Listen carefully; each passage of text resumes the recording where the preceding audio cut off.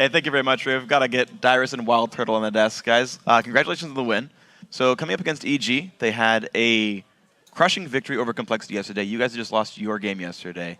What were the spirits like? What was the mood like coming into this game?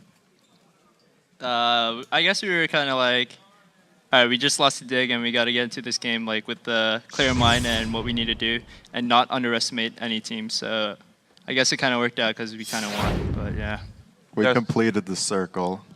Yeah, it's true. You guys all beat each other now. So yeah. Who even knows who's better at this point?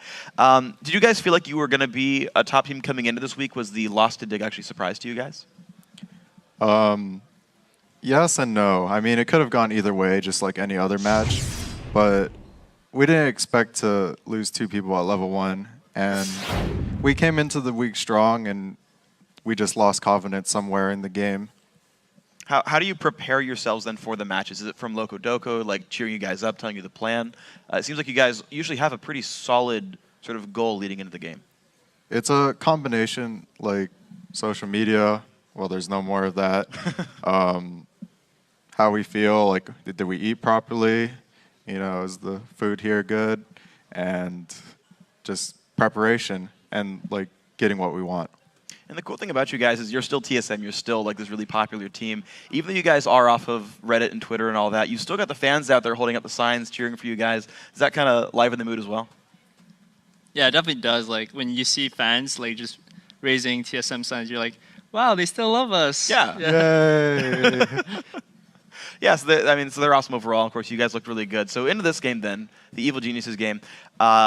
You had some kind of interesting things. There was an early dragon fight where they had warded it out and they were trying to stop you guys. Like, what made that battle so easy for you guys? I don't even know what happened. I just went on pole. All right, yeah, you're on the wrong spot, I guess. Wait, which fight was it? The early dragon, you guys got like a first blood in the jungle. Amazing picks off someone. Oh, we were just gonna do an early dragon, I guess, and then I guess we had more numbers on that side, so it's kind of weird for them to come in. We would probably just kill them because we have an AD carry too, so I don't know. I guess I just seen a few games this week where teams would contest the dragon anyway. Like even though it's like a 3v4, they figure like the dragon's on their side and it makes it like kind of a 4v4. Do you feel that way at all, or do you think dragons are kind of unstoppable on the wrong side of the map? I would say the team that has their AD carry on the bottom side of the map has the advantage there because you're a range champion and you can always poke them. Okay. Whereas, yeah. The only other thing is that you can try to stop them. Like you can use Dragon as your ally. He's kind of worth like 3 people, depending on how many people you have on him early game. But at the same time, it's just how you play it, how you play the vision. If you, just like the vision video, if you don't have vision, you're not going to know they're doing Dragon. But if you have vision, you can stop them. It seemed to me they walked in and they didn't have enough vision, otherwise they wouldn't have died. And also there's a combination of early game champions. They had Thresh Elise, we had Lee Sin, and then Nami. That just all added up, and then we just had more people on that side. Yeah, it seems to work really well for you guys. I want to actually follow up on Amazing's Lee Sin. You guys first picked it there. Obviously, he's a really, really good Lee Sin player. Like, what does it change for you guys having this player who can make such great individual plays? It's great, man. I can't play Lee Sin. You played it all right in the playoffs. No. No, never again. No, I'm done with that. Never again. The first pick. Having Amazing on Lee Sin, it's great to have like a really, really high mechanical jungler who understands everything he wants. He has a huge voice in the team, and he's European, so he's very straightforward. So if you suck somewhere, he's going to tell you straight up, and that's something we needed in our team. Just telling each other like straight up, like you messed up here, fix it. Well, that's good then. You guys seem to be actually improving really steadily throughout this season. I actually want to bring up a replay. It's of the big Baron fight you guys won. Just pull that up on the screen. Either one of you want to walk me through it? Darius from me. Go ahead. All right, I don't know what happened this fight, but we'll see. Let's go. God. You're Corky. You get a bunch of kills. All right, so I guess this fight, Darius gets hooked here, and then I'm just attacking Pole Belter. And this is where you're like, yeah, let's just go in. And then you see Bjergsen actually walled the wrong way, unfortunately. And then now we're just auto-attacking, killing stuff. And then I think I Valkyrie in soon on Pole Belter. No, I don't. I just auto. He called no flash on Pole Belter, so I just went in. Yeah, and basically we just clean everything up from there. Could have splashed in for the rest of the kills. Yeah, it was kind of sloppy, but it was good enough. What made you guys able to win that 4v5? Because Bjergsen actually died before anyone else did. I think it's because I was really fed on Corky already, and then I was just poking them with rockets. And Darius is really tanky, so he is a frontline which I can rely on, so I can just go in, which made the fight a lot easier. Yeah, actually, I want to press on you because you talked about Darius going full tank. So both games this week you went Shyvana. Both games you basically ignored Ruin King, which tends to be a fairly common item on Shyvana. Why the full tank build?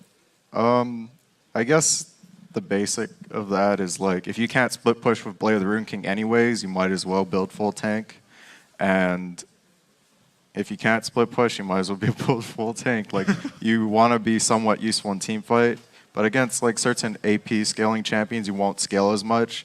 So to become as least useful as possible, you just need to try and have more hit points. Okay, and of course that's worked out really well for you in this game.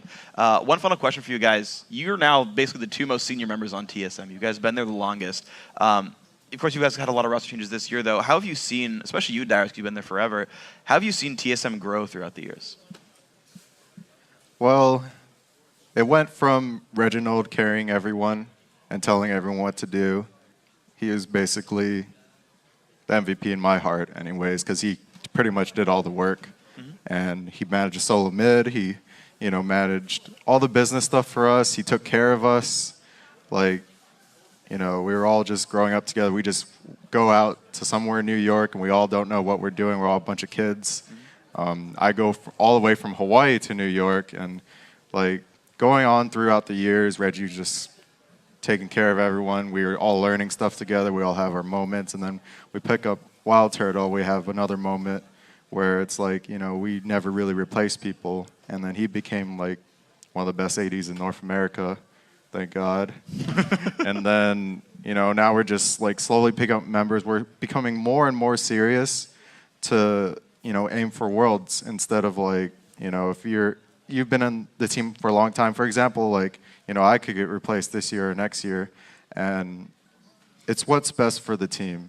And I'm not being selfish or anything. We just got to go forward and just learn through it. Sure. So then one last question then actually. Sorry, I have one more follow-up. You talk about what's best for the team. You guys, of course, added someone to help replace Reginald with Loco Doco in the coaching spot. Is he going for the bowl cut? Is he going through on that bet? I doubt it. He's kind of a scaredy cat. I'm going to make him. You could take him. Well, I wouldn't. I mean, I didn't know anything because we couldn't go on social media, but sure. I wanted to type, I'm looking forward to Loco Doco's bowl cut, but I couldn't do that. I mean, if he really wants to, I do a pretty good bowl cut. That's good. I can cut it well. He puts a bowl on his head and then he cuts it. Thankfully Monday is your social media day, so like make a vlog, post it up. I mean, it'll hit #1 on Reddit, we're all sure. So if you guys make sure it happens, you're gonna have a bunch of fans again for you guys. Hopefully it happens. All right, I believe you guys can make it happen.